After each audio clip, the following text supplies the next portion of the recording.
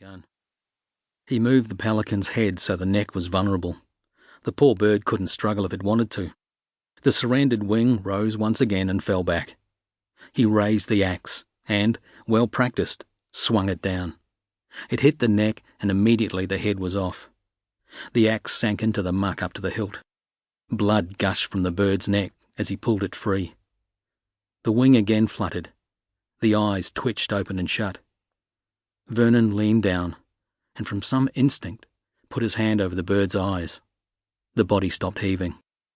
He knew he'd done well, but doubted the goodness of it. He stood, knees covered in a mix of gore and mud, and groaned.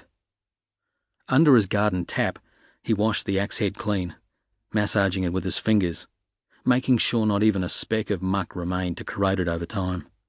He replaced it in the shed and padlocked the door. Then he resumed his seat, gazing out at the carcass of the bird.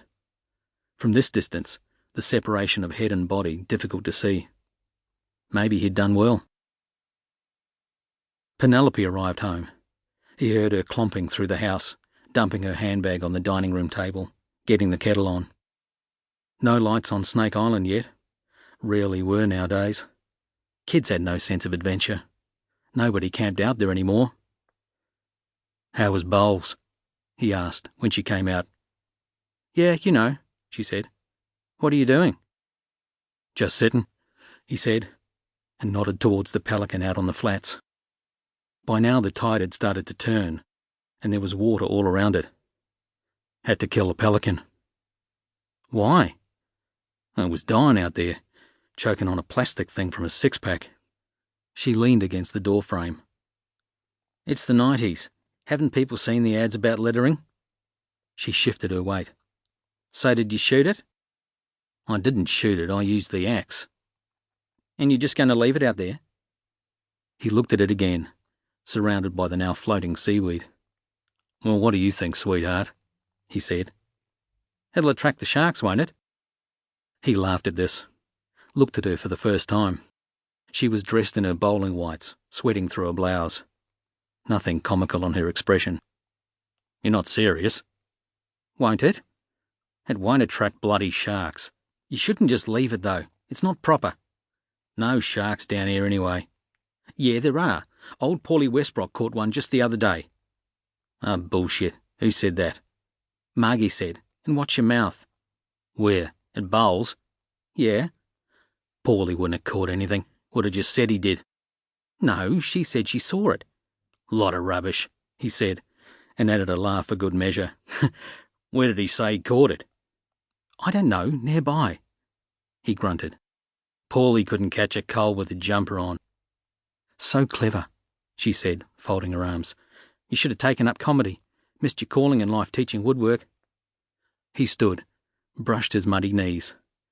"Maybe out to sea these gummies, but nothing comes down here. And who gives a damn anyway? They're not going to jump the rock wall and have a snap at you, are they?" "Vernie," she said. She'd taken on that tone she had. He'd learnt it well over the years, and knew also that were he to argue, he'd be faced with her silence for the remainder of the week. She had a way of needling him with it he couldn't shrug off, probably because he should listen to her more often, and felt guilty for ignoring her. Before he could respond, though, she re-entered the house.